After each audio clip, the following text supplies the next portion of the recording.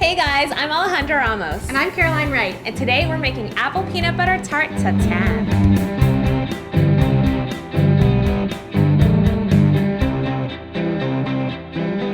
So this is actually a really fun recipe that I've been making a lot lately. And do you actually know the history of this? Hit me. All right, so here's the thing about Tarte Tatin. It's totally an Alejandra story because the way that this was invented, I'm just gonna start rolling out our little pastry here while I talk. But the way that this was invented is that the lady who was making this in the kitchen, one of the Tatin sisters, got totally distracted while cooking and the apples started kind of boiling up in the sugar a little bit too much, which is totally an Alejandra move because I get distracted, I walk away all the time. So in order to save her apple pie, she kind of just threw the crust on top.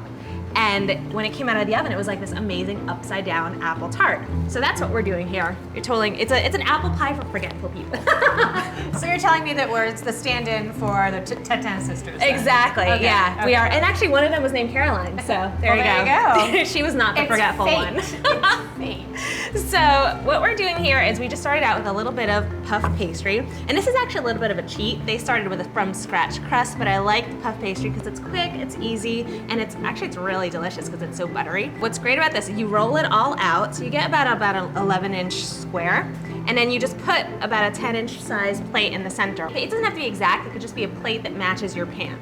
And then what we're gonna do is take a little knife. Oh, so you're like matching the skillet here. Exactly, Awesome. Okay, yes, cool. exactly. That's So awesome. you just put a plate that's about the same size as your pan right on the puff pastry and take a knife and just kind of trace a circle around the plate. It's kind of like when you were in kindergarten and you would like trace things. Not with knives, of course. Not with knives. Not in my kindergarten. I don't know about other ones. So yeah, so you go all around like this.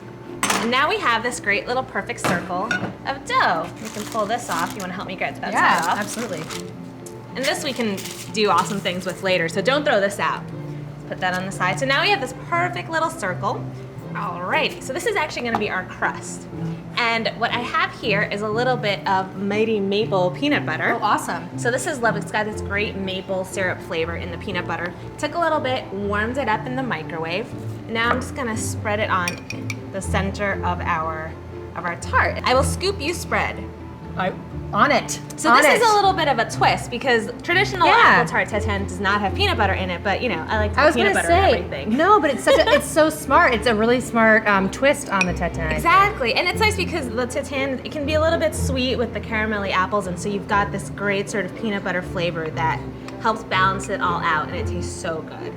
Just makes it even. I mean, apples and peanut butter are one of my favorite combinations. So Absolutely. This is perfect. Perfect, there you go. So that's great. So we have that, and now I've got a baking sheet here. So you can actually help me with this. Yeah, sure. What can I just do? want to slide this right onto the baking sheet. Because we want to pop this in the, there you go. Perfect. Voila. So we just want to pop this in the fridge just to let it chill. And then we'll be able to use it later. In the meantime, we are going to work on our apples. Okay, here, let's switch. All right, let's switch over here. So we already have a pan, it's been heating up a little bit. Okay. I've got some butter and some sugar, the beginning of all fantastic recipes. Indeed. So I want to get that in there. Ooh, look at that sizzle. It's so cool that you're doing it in a cast iron pan too. I feel like it adds a different home touch to it. Well, this is it's a rustic recipe. And that's those are my favorite kinds of recipes because they're rustic and they're, it's the messier the better, the like more imperfect the better. Absolutely. And that the cast iron just kind of helps along with that. And so to the butter and sugar, I'm going to add a little bit of cinnamon. Oh, great. And that's just also to kind of, just add a little bit more flavor. And it really pronounces the maple and the peanut butter. Oh, yeah, exactly. I mean, this is a really nice fall dish. You're already getting those great apples and cinnamon and maple. That's awesome. So nice. We're gonna stir that up. So you want to keep stirring Yeah, that just to let the butter and sugar dissolve completely. Sure. Meanwhile, I've got a few apples that I've quartered here. So I'm using Granny Smith apples Yeah, for I this. noticed. I was gonna say, did you choose the Granny Smiths for a particular reason? Absolutely, yeah. I picked the Granny Smith apples because they're tart. So you want tart apples. There's a lot of sugar in here, so you want something that's a little sour. It's gonna work really nicely. Plus they're nice firm apples, so they're not gonna dissolve completely once you cook That's a them. really great idea. Exactly. So I'm gonna start arranging them in the sugar here. Okay, And we're you done can, here. and so you just pop them in right there. Just wanna do them in a nice little circle. All right. Just kind of arrange them along the sides there. If you chop up your apples in advance just to make things go smoother, you actually do want that. You put them in a little bit of water with a little bit of lemon juice, and that keeps them from turning brown. So that's awesome. Put them in there. Maybe do another one in there. Just like this? Yeah. Or like this? Yeah, that's perfect. There you go. La la la. Here we Perfect. go. Yeah. Well, look, there's 2 left for snacking. Yes. And so now we're just gonna let these apples kind of simmer in this delicious buttery sugar salute. Yes. So our apples have been simmering for about 20-25 minutes, and now they're nice and tender. The caramel is really starting to bubble. And we also pulled out our nicely chilled puff pastry with the peanut butter sugar It looks great. Looks so good. So now it smells so good in here. I know, it's really good. I'm starting to get impatient. So here's the trick now. We've got to flip this onto this. Okay, so what's the method? What do you want? The method is you pray. Okay, I can do that for you. Fingers crossed. Alrighty, so yeah, you send good vibes while I work All right. on this over here. Okay, so it could be a little bit sticky, but it's all right. So you just kind of flop it on, and it doesn't have to be perfect. If it doesn't match exactly, you can kind of just tuck those edges in around the corners. So now this is ready to go into the oven, so let's do that.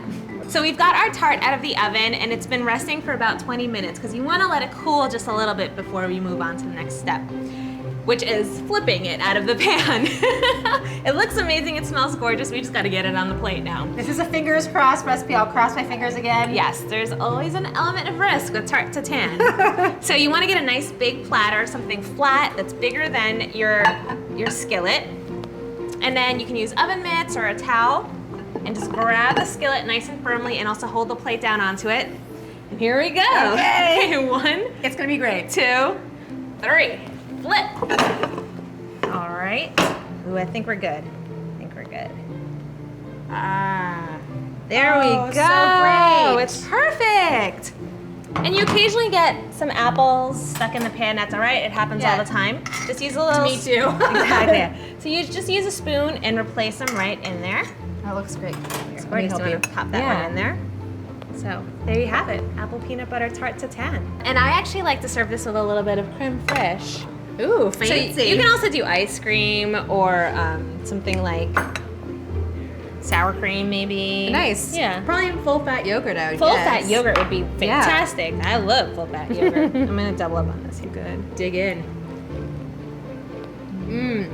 Oh, it's still warm. It's so nice. So good. And I love the peanut butter in this. It's like the perfect little touch. It's the twist that's awesome. Thanks for watching. We hope you try this recipe and be sure to give us a like. Every week we cook up a new peanut buttery dish. So subscribe to the Peanut Butter Company channel to see them all. And we love hearing from you guys. So if you have any questions or comments about how you love to use peanut butter in your favorite recipes, be sure to leave them in the comment section below. See you next time. Bye.